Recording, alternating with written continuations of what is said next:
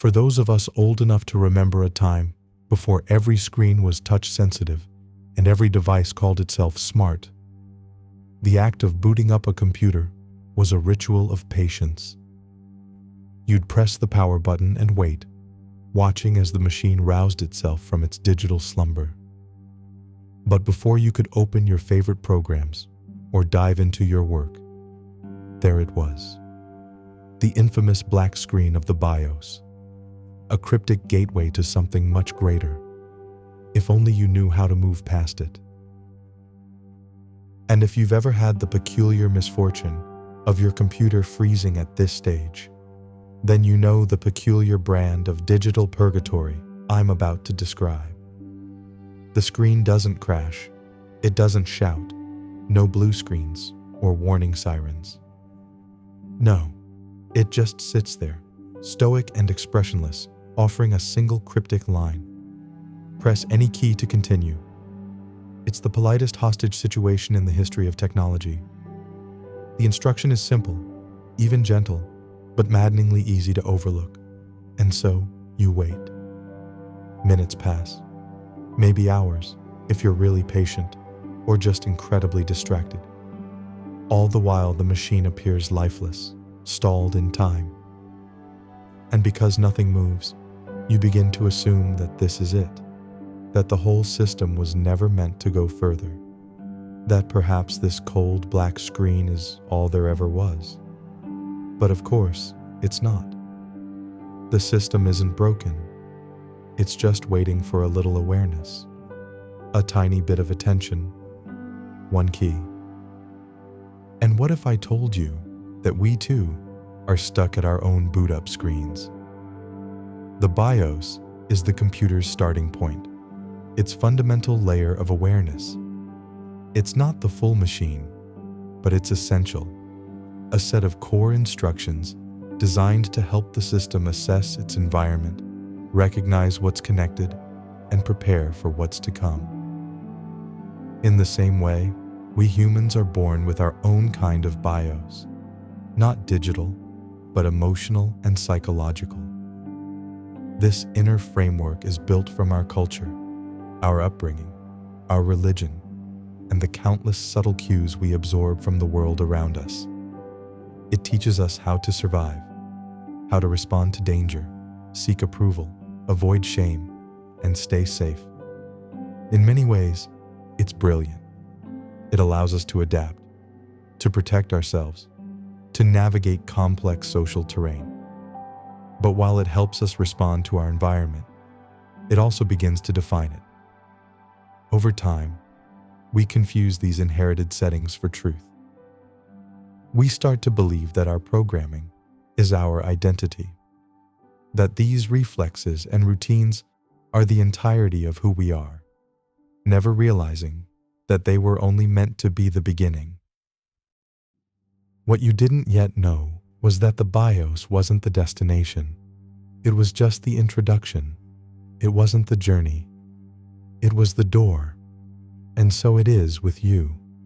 You wake each day with systems booting, thoughts checking in, patterns initiating, responses rehearsing themselves before the world has even spoken. This is the default mode network of the mind, the biological BIOS. It scans for threats, maps out expectations, recalls old memories so that you can brace yourself against the future. It is reactive by design, a brilliant adaptation. But adaptation is not awakening. You are not just a reactive being. You are not just the hum of memory and reflex. You are not the sum of the prompts life has handed you. Somewhere within, the screen of your consciousness waits at its own threshold. It says, press any key to continue. But which key do you press? Standing before the void of the screen, its blackness blinking like a question, you stare, uncertain. Is there a right one? A wrong one? Will something break if you choose carelessly? This is where many stop, frozen at the prompt, mistaking the boot up for being, mistaking readiness for arrival. You were born into your own bias, a mind wired to survive, to scan, to react, to protect, to loop through familiar code until you forget that it is a loop. You respond without choosing. You remember without seeing. You act without asking, is this truly me?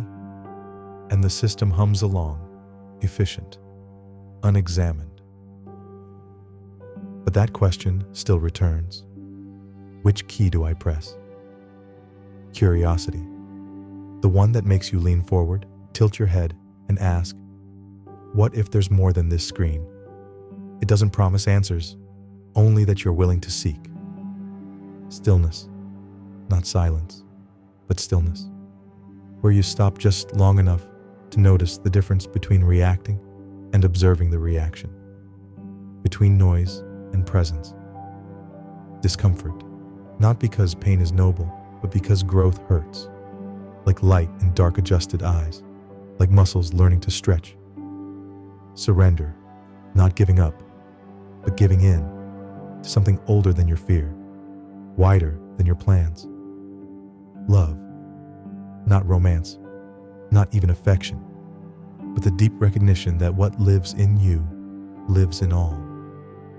That you are not apart, you are a part. Or presence, the master key, the one that doesn't open the door, but shows you there was never a door at all. And then, when you finally press the right key, or simply a key, any key, even by accident, you begin to load the rest of you. You find the colors, the programs, the depth. You discover you were never just a blinking cursor, never just a mechanism. You were always a vast possibility running beneath a simple prompt. The BIOS will still be there, doing its job. But now, you know you're more than the boot up. You are the interface. You are the code. You are the user and the used. Now you run. Now you explore. Now you continue. Thanks for watching, and I hope the message connected with you in some way. Please give it a like and subscribe to the channel for more content like this. Have a great day.